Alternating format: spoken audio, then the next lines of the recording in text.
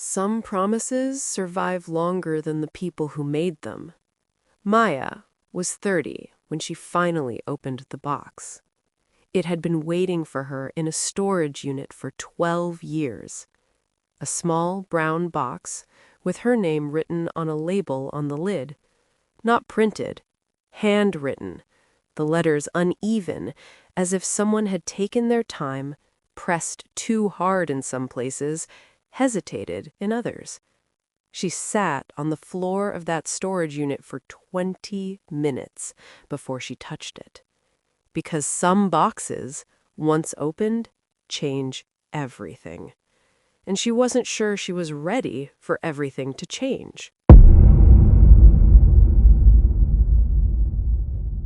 The unit smelled like cardboard and dust and forgotten things. Cold concrete, fluorescent lights humming overhead, row after row of identical metal doors, each one holding pieces of lives people couldn't fit into their homes anymore. Maya had avoided coming here for years. Her aunt had mentioned the storage unit twice, once at the funeral, once on Maya's 25th birthday. Both times, Maya had changed the subject. She wasn't ready. She told herself she was busy.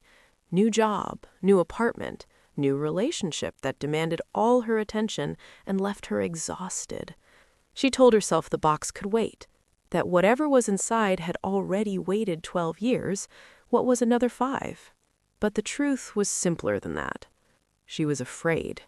Because some boxes, once opened, change everything. And she wasn't sure she was ready for everything to change. She wasn't sure she was ready to remember her mother as anything other than the softened, sanitized version she'd built in her mind over the years, the version that didn't hurt as much, the version that fit neatly into conversations at dinner parties when people asked about her family. She wasn't sure she was ready to be 18 again, to feel that particular kind of emptiness that comes when someone leaves and you're still figuring out who you are without them. The box was heavier than she expected, not in weight, in presence. She lifted it carefully, like it might break, and carried it to her car, set it on the passenger seat, buckled it in, absurdly, as if it were a person who needed protecting. She drove home in silence. No radio, no podcasts, just the sound of her breathing and the occasional creak of the box shifting slightly when she turned corners. At home, she set it on her kitchen table, and then she stood there staring at it for 10 full minutes. The envelope was still taped to the top. Her mother's handwriting. She'd recognize it anywhere. The way the letters leaned slightly to the right, the careful loops of the M and the Y, the way her mother always pressed too hard with pens, as if she needed the words to stay. Maya peeled the tape back slowly. The envelope wasn't sealed, just folded closed. Inside, a single piece of paper, cream-colored, slightly yellowed at the edges. The handwriting was shakier than the envelope, written in pencil, not pen. It started with 4 words that made her breath catch. "I'm sorry I couldn't stay." Maya read them 3 times. Her vision blurred. She set the letter down without reading further. Because there are some sentences you can't read all at once. Some words that need space between them and the next ones. Some apologies that land so heavy you have to set them down and come back to them later, when you're ready to carry the weight. She folded the letter back up, put it in her pocket, and left the box unopened. For 2 weeks, it sat on her kitchen table. Maya walked past it every morning, every night. She'd stop sometimes, run her fingers across the label with her name, feel the places where the ink had bled slightly into the paper, been traced over, made darker. Her mother had made this box herself. Maya knew that now. She could see it in the imperfections, the way the corners weren't quite square, the way the lid didn't quite sit flush with the base, the small dent in one corner, as if it had been dropped once and picked back up with more care the second time. Her mother had never been particularly good with her hands. She tried knitting once, made a scarf that looked like it had been attacked by a very angry cat. She'd tried pottery, made a bowl that leaked. But she'd put this box together, chosen it, labeled it, filled it, for Maya. And that thought, that image of her mother alone somewhere, writing Maya's name on that label, trying to make the letters perfect, starting over when they weren't, that thought made Maya's chest ache in a way she couldn't name. Her mother had died when Maya was 18. Cancer. Quiet at first, then loud, then quiet again. There had been 9 months between diagnosis and death. 9 months of hospital visits and clinical trials, and false hope and true despair. 9 months of watching her mother shrink, disappear, become someone Maya almost didn't recognize. There hadn't been time for long goodbyes. Or maybe there had been too much time, and they'd used it all wrong. They talked about logistics, about Maya's college plans, about insurance and medical directives and who would get the house. They'd talked about everything except the thing they should have been talking about, which was, I'm terrified. Are you terrified? How do we do this? How do we say goodbye when neither of us knows how? But there had been time for this box. Her mother had made time for this box. And Maya couldn't stop wondering, what kind of goodbye needs 12 years to arrive? What kind of message requires a person to be 30 before they're ready to hear it? She asked her aunt about it on a Sunday afternoon. They were having coffee. Her aunt's kitchen. The same kitchen Maya had spent half her childhood in. The place she'd gone when her own home felt too quiet, too empty, too full of her mother's absence. Did Mom ever mention leaving something for me? Her aunt's face softened in that particular way that meant she'd been waiting for this question. She said you'd open it when you were ready. Ready for what? Her aunt looked out the window, took a sip of coffee, set the cup down gently. She didn't say. Did she tell you what's inside? No. Did you ask? Once. Her aunt smiled, sad and small. She said it wasn't for me to know. Maya felt something twist in her chest, because her mother had always been like that. Private, careful about what she shared and with whom. She'd had a way of holding things close, of keeping certain parts of herself locked away, as if she were afraid that if she opened up too much, she'd spill out completely and never be able to pull herself back together. Maya had inherited that, the careful distance, the way she never quite let people all the way in. She'd never thought of it as inheritance before, just as personality. But sitting in her aunt's kitchen, she wondered, how much of who we are is just the shape our grief takes? How much of who we become is just the echo of who we lost? Do you think I should open it? Maya asked. Her aunt reached across the table, took her hand. I think your mother knew what she was doing. What if I'm not ready? Then you'll know when you are. But that wasn't an answer. That was just another version of the same uncertainty Maya had been carrying for 12 years. Because some questions don't have answers until you find them yourself, and some boxes stay closed until the exact right moment. Except no one tells you when that moment is. You just have to trust that you'll recognize it when it comes. Maya started imagining what might be inside. At first, she tried not to. She tried to focus on work, on her life, on the presentation she had to give, and the emails she hadn't answered, and the plants she kept forgetting to water. But the box sat there, a quiet presence, a question with no answer, and her mind kept circling back to it, the way tongues circle back to the space where a tooth used to be. She started with the gentle possibilities. Maybe it was photos, old pictures her mother had saved, the two of them at the beach, or at Maya's 8th grade graduation, or that Christmas when they'd made cookies that came out burnt and laughed until they cried. Maybe it was jewelry, something passed down, something that meant family, continuity, connection.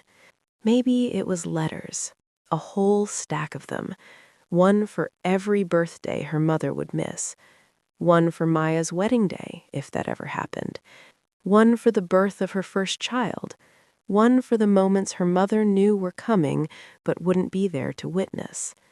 Those were the soft possibilities, the ones that made her chest warm, made her think that maybe opening the box would feel like getting her mother back, just for a moment. But then the other thoughts crept in, the darker ones, the ones she tried to push away but couldn't quite shake. Maybe it was a confession. Maybe her mother had done something, hidden something, lied about something important, and this box was her way of finally telling the truth. Maybe it was about her father, the man Maya had never met, never even seen a picture of, the man her mother refused to talk about, always changing the subject with a tight smile and a, "That's not important, sweetheart." What if he wasn't dead, like Maya had always assumed? What if he'd left? What if he'd hurt her mother? What if there was a whole story Maya didn't know? A whole history that would rewrite everything she thought she understood about where she came from? Maybe it was medical information. Her mother's cancer had been aggressive. Genetic, the doctors had said. Maya should get tested, should be vigilant, should know her risk. What if the box contained the full medical history her mother had been too afraid to share while she was alive? What if it contained the knowledge that Maya was next, that her body was already counting down to the same ending? Or maybe, and this was the thought that kept Maya up at night, maybe it was an apology. Not the "I'm sorry I couldn't stay" kind, the deeper kind, the "I'm sorry I wasn't the mother you needed" kind, the "I'm sorry I failed you" kind. Because Maya's relationship with her mother hadn't been simple. They loved each other, fiercely, completely, but they'd also hurt each other. There had been fights, slammed doors, weeks of silence. There had been things said that couldn't be unsaid. Maya was 17 when her mother got sick. 17 and angry and convinced that her mother didn't understand her, didn't see her, didn't appreciate how hard Maya was trying to be good enough, smart enough, enough.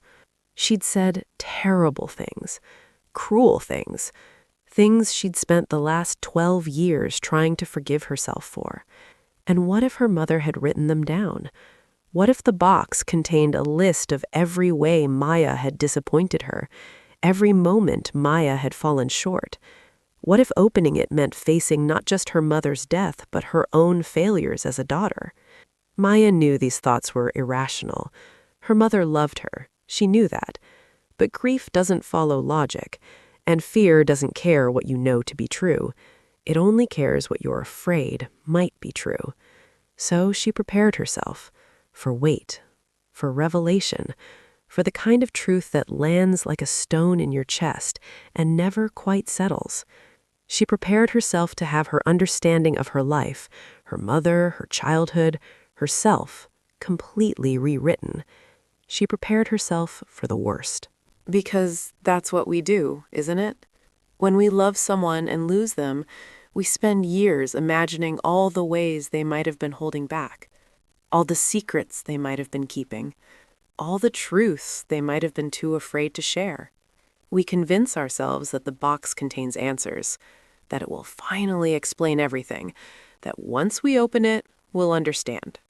But sometimes the box doesn't contain what we expect. Sometimes it contains something quieter, something smaller, something that doesn't rewrite our story at all. It just reminds us what the story was in the first place. She opened the box on a Tuesday morning. No ceremony, no plan. She just woke up and knew. Today. It wasn't a feeling of readiness, exactly. It was more like resignation.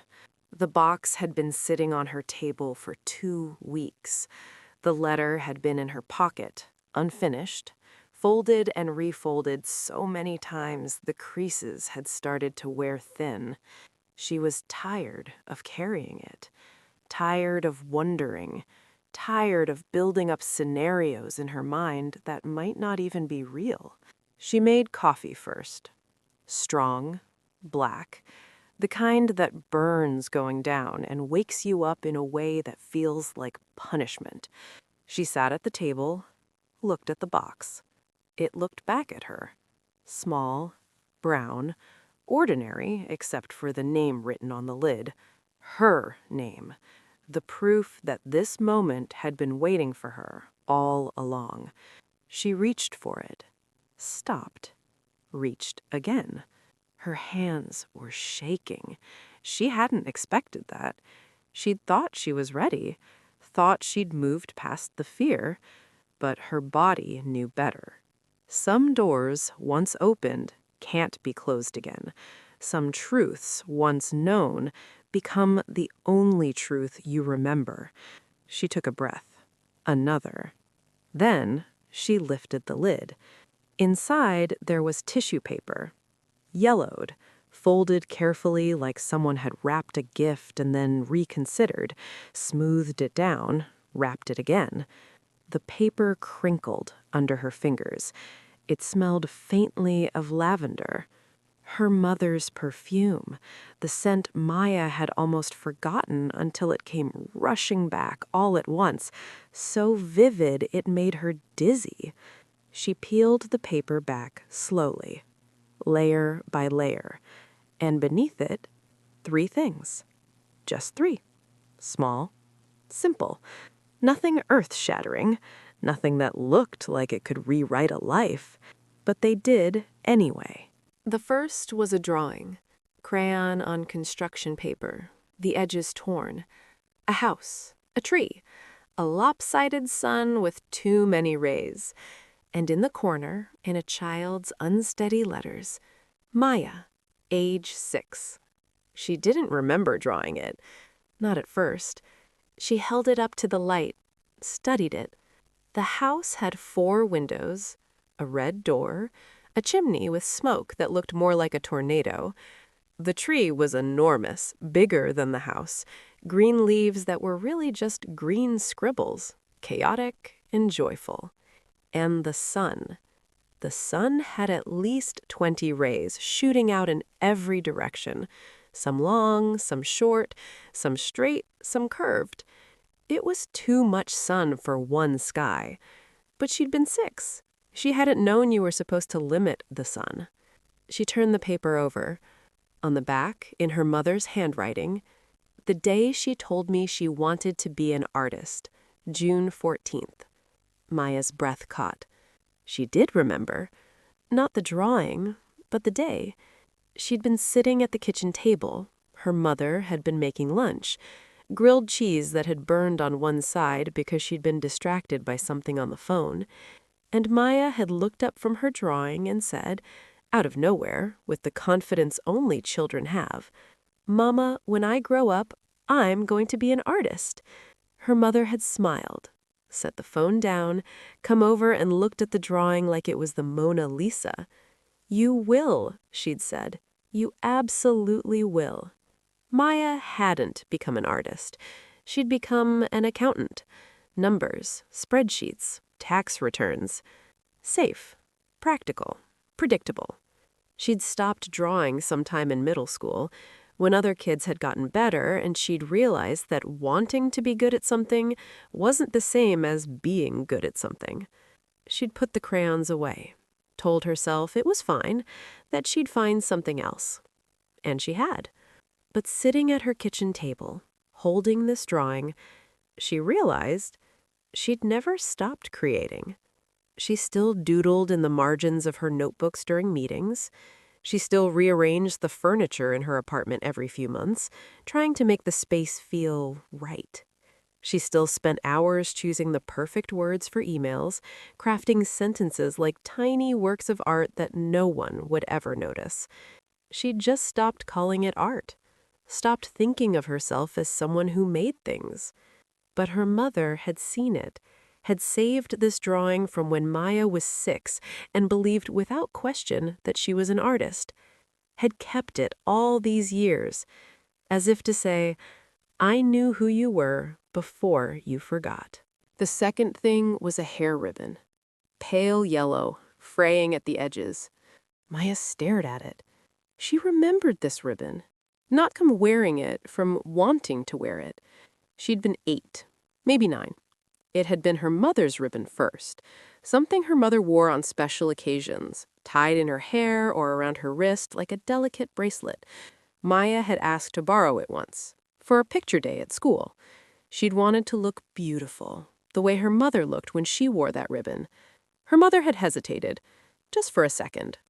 Then she'd smiled and said, "Of course," and tied it carefully in Maya's hair, taking her time, making sure the bow was perfect.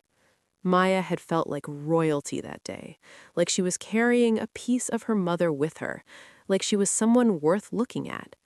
She'd worn it to school, smiled for the camera, come home glowing.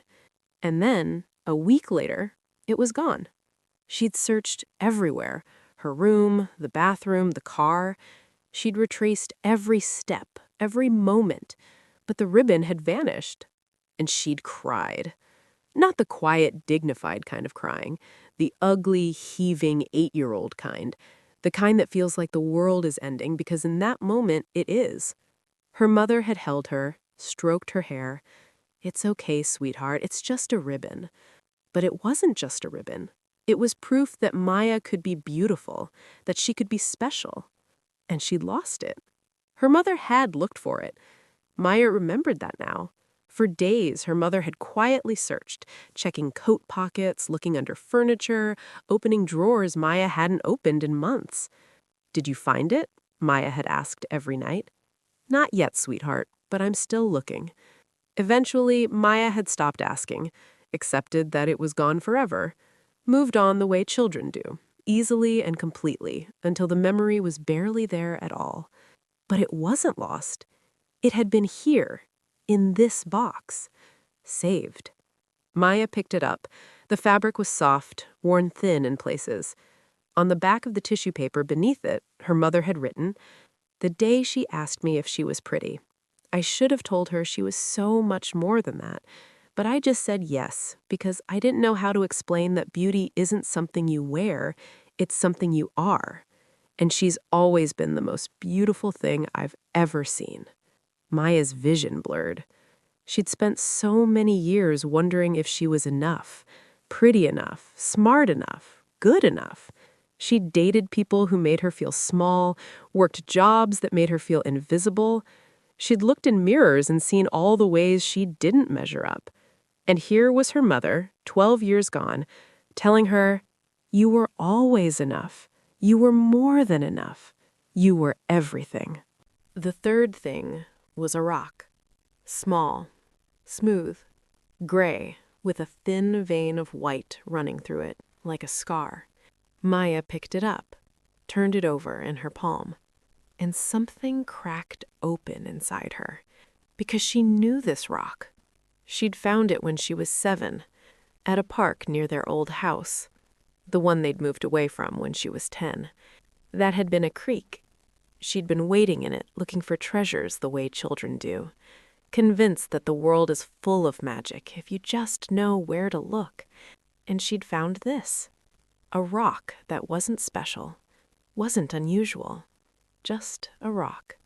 But when she'd held it up to the sunlight, the vein of white had caught the light in a way that made it look, just for a second, like it was glowing. She'd run to her mother, triumphant, breathless. "Look, it sparkles!" Her mother had been reading on a bench nearby. She'd looked up, set her book down, took the rock carefully as if it were made of glass, held it up to the light the way Maya had. "You're right," she'd said. "It does sparkle. Can we keep it?" Her mother had smiled. "Of course. We'll keep it somewhere safe." Maya had forgotten about it by the next day. There had been other rocks, other treasures. other moments that felt important until they didn't anymore. That's childhood. A series of small discoveries that fade as quickly as they arrive. But her mother hadn't forgotten. On the tissue paper beneath the rock, she'd written, "The day she found light in something ordinary. She was 7. She brought me this rock like it was a diamond, told me it was magic. I wanted to tell her, you're the magic. You're the one who sees light where other people see stones. Don't lose that. Please don't lose that." Maya sat very still, because she had lost that. Somewhere between 7 and 30, she'd stopped looking for magic in ordinary things. She'd stopped wading in creeks looking for treasures, stopped believing that the world had sparkle in it if you just knew where to look. She'd become practical, realistic, sensible. She'd learned to see things for what they were, not for what they could be. She'd learned that rocks are just rocks, that magic isn't real, that growing up means letting go of the parts of yourself that still believe in impossible things. But sitting here holding this rock, she wondered, what if growing up doesn't have to mean that? What if you can be 30 and still see light in ordinary places? What if you can pay your bills and file your taxes and show up to your boring job and still be the kind of person who believes in sparkle? What if being an adult doesn't have to mean killing the child who saw magic everywhere? She turned the rock over, held it up to the morning light coming through her kitchen window, and there it was, the thin vein of white, catching the sun, glowing just a little, just enough, still magic, still there. She'd just stopped looking for it. There was one more thing in the box. Another letter. This one longer, still short, but longer. Maya's hands were shaking as she unfolded it. She recognized the handwriting immediately, but it was different from the first letter. Shakier, the letters smaller, more cramped, as if each word had taken effort. This had been written near the end, she realized, when her mother's hands weren't steady anymore, when holding a pen was work. Maya took a breath and read, "My sweet Maya, I wanted to be here when you opened this. I wanted to see your face when you found these things. I wanted to explain them to you myself, the way mothers are supposed to explain things, with time and patience and all the words I wished I'd said when I had the chance. But since I couldn't, I saved the parts of you that I loved the most. The drawing you made on the day you told me you wanted to be an artist when you grew up. You were 6. You didn't become an artist, I know that by now, wherever you are, whatever you're doing. But I hope you didn't stop creating. I hope you still make things, even if you don't call it art anymore. Because that's what you were always best at, making something out of nothing, finding beauty where other people saw blank pages. The ribbon you wore the morning you asked me if you were pretty. You were 8. I told you yes. I should have told you more. I should have said, you're the kind of beautiful that has nothing to do with how you look and everything to do with how you see the world. Fiercely, completely, without holding back. You loved everything so much it scared me sometimes. I was afraid the world would hurt you for it. Maybe it did. I'm sorry I wasn't there to help you heal. The rock you found because it sparkled. You were 7. You saw light in ordinary things. I hope you never stopped doing that. I hope the world didn't convince you that ordinary things aren't worth holding on to. Because they are, Maya. The small moments are the ones that matter. The quiet mornings, the unexpected sparkle, the way sunlight hits something just right and makes you believe just for a second that magic is real. I know you'll spend years wondering what I left behind. Some people leave answers. I left pieces of you. Because the world will try to change you, Maya. It already has, probably. It will tell you to be smaller, quieter, safer. It will tell you that dreaming is foolish and magic isn't real, and you should stop looking for light in places where other people only see stone. And when that happens, when you start to believe it, I want you to open this box and remember, you were never small. You drew suns with too many rays because you believed the world needed more light. You were never quiet. You asked questions I didn't know how to answer. You challenged me. You made me better. You were never safe. You waded into creeks and brought home rocks and believed in sparkle even when no one else could see it. You were brilliant and loud and unafraid, and I loved every single version of you, even the ones you'll forget you used to be, especially those ones. I'm sorry I won't be there for the big moments. Your wedding, if you have one, your children, if you want them, the promotions and the heartbreaks and all the ordinary Tuesdays that make up a life. But I was there for these moments, these small, perfect moments, when you were exactly who you were meant to be.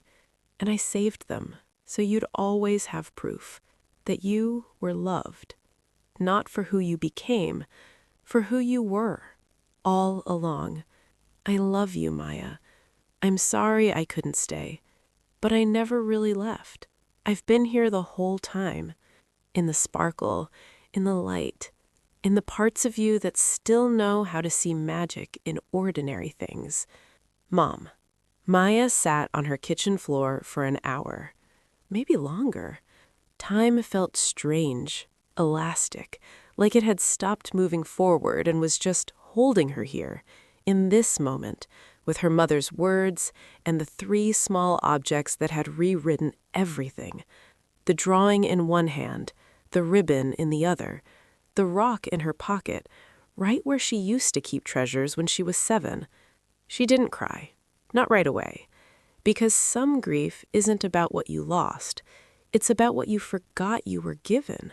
Her mother hadn't left her a secret. She'd left her a reminder that before the world told Maya who to be, she'd been someone extraordinary. Someone who believed in too much sunlight and magic, rocks and ribbons that could make you beautiful. Someone who created and loved and saw light everywhere. And somewhere along the way, Maya had forgotten that person. She'd grown up, gotten practical, learned to see things the way adults see them, as they are, not as they could be. She'd stopped drawing, stopped looking for magic, stopped believing that ordinary things could sparkle if you just held them up to the light.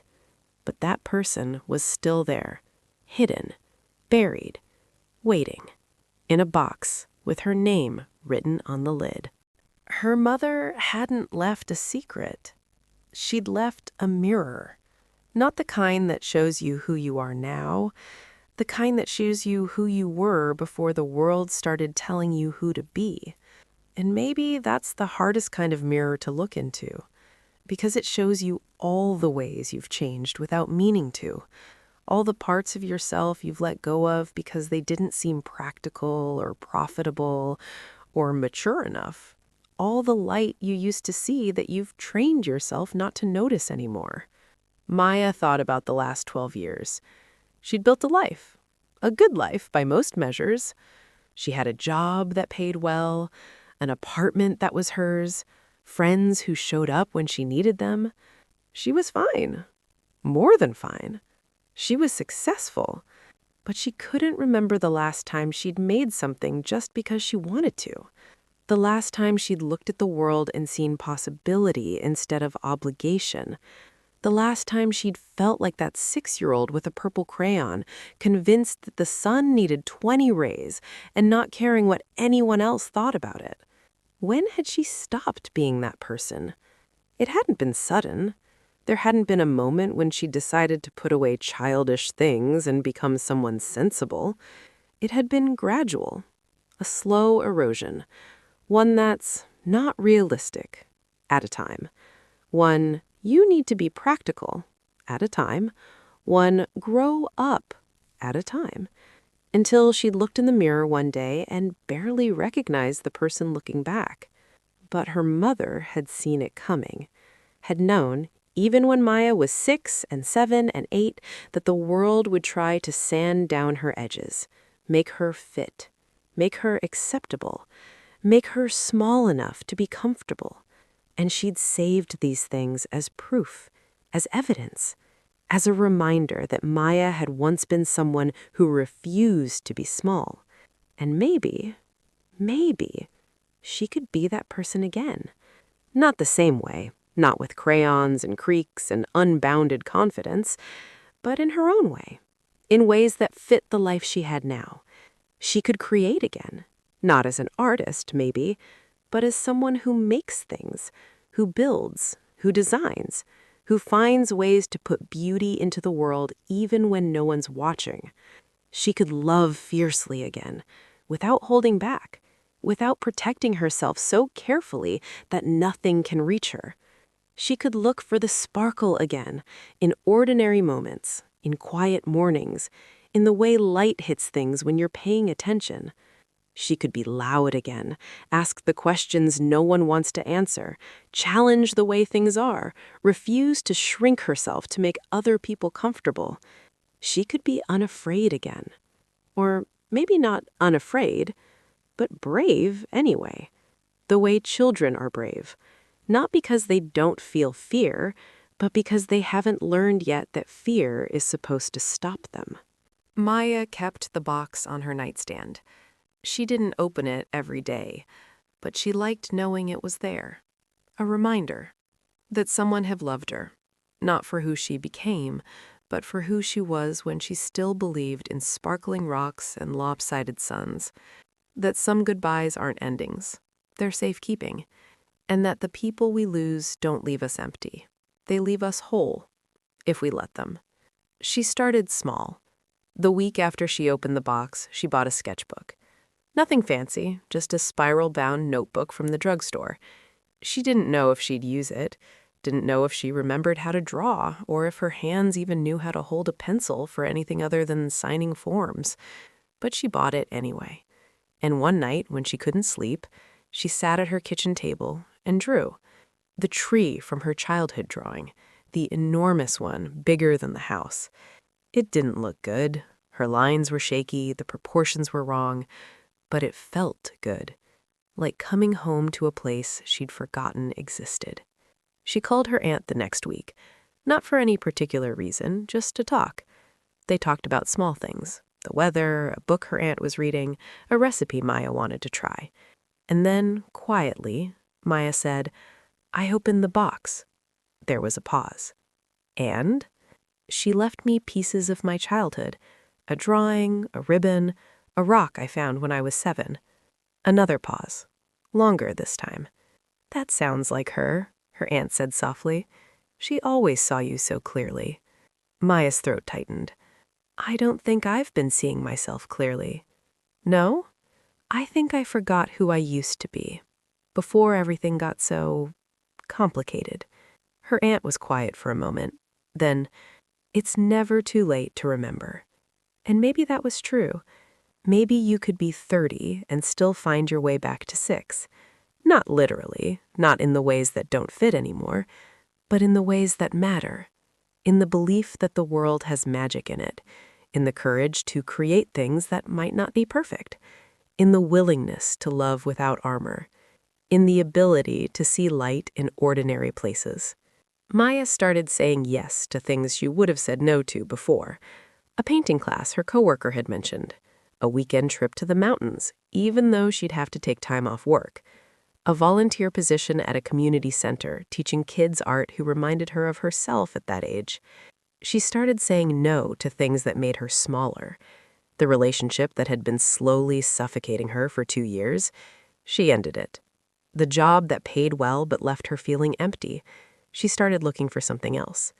The voice in her head that told her to be practical, be sensible, be safe. She started arguing with it.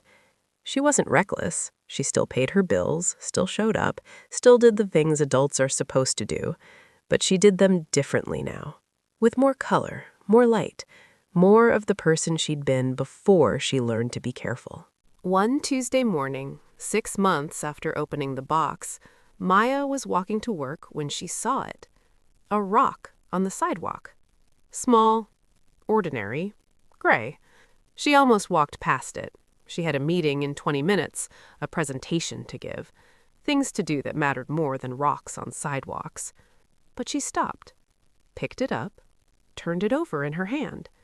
And there, right there, a thin vein of quartz catching the morning light, sparkling, just a little, just enough. She smiled, slipped the rock into her pocket, and kept walking.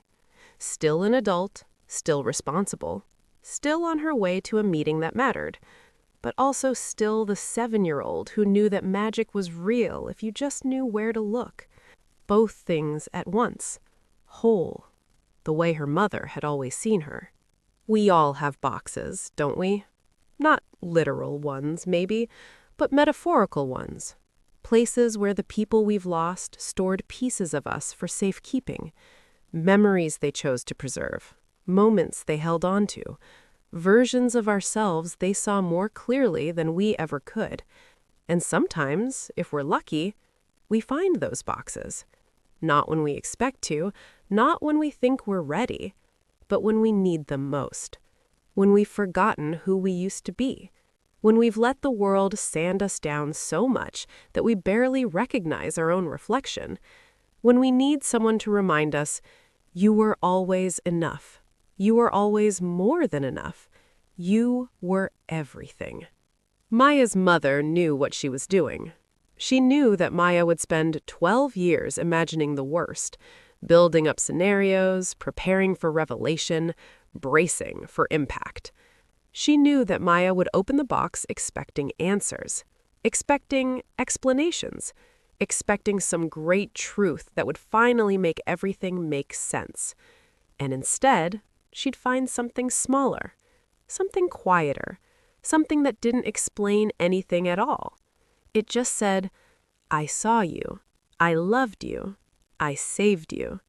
Not the version of you that you think you're supposed to be, the version of you that drew suns with too many rays, the version that believed in magic and sparkle and beauty, the version that the world hasn't gotten to yet. That was the version worth saving. That was the version worth protecting. That was the version her mother wanted Maya to remember when the world tried to convince her she needed to be someone else. Because that's what we do when we love someone, isn't it? We save the parts of them that they'll forget. We hold on to the moments when they were most themselves. We keep the proof that they were extraordinary, even when they start to believe they're ordinary. We become the witnesses to their best selves, the ones who remember what they looked like before they learned to be small. And if we're very lucky, very intentional, very brave, we find ways to give those pieces back. Not always through boxes and saved objects, sometimes through words, through presence, through the way we look at someone and say, without saying, I see you, all of you, even the parts you've forgotten. That's the real promise. Not that we'll stay forever, not that we'll fix everything, not that we'll explain all the mysteries, just that we'll see and remember and hold space for the parts of each other that the world tries to take away. Some promises survive longer than the people who made them. Maya understood that now. Her mother's promise hadn't been to stay alive. It had been to keep Maya alive, the real Maya, the whole Maya, the one who believed in too much sunlight and magic rocks, and the kind of fierce, unguarded love that most people spend their whole lives unlearning. That Maya was still here, had always been here, just waiting to be remembered, just waiting for someone to say, you're allowed to be this person. You're allowed to take up space. You're allowed to be loud and bright and unafraid. you're allowed to sparkle. And maybe that's what all of us need. Not answers, not explanations, not great revelations that rewrite our understanding of everything. Just someone who saw us when we were most ourselves. Someone who loved us not despite our wildness, but because of it. Someone who saved pieces of us for later, knowing we'd need them. Knowing the world would tell us to be smaller. Knowing that someday, maybe years later, maybe decades, we'd need to open a box and remember we were always enough. Her last promise wasn't that she'd stay. It was that Maya would remember, and that when she did, she wouldn't just remember her mother. She'd remember herself, the version that came before the fear, before the doubt, before the world told her who she was supposed to be, the version that knew, without question, that she was exactly who she was meant to be, all along. Some promises don't need to be spoken. Some promises are just presence preserved. Some promises are just love saved. Some promises are just light, held carefully in the dark, waiting for the moment when we're ready to see it again. And the best ones? The best ones don't ask us to remember them. They ask us to remember ourselves.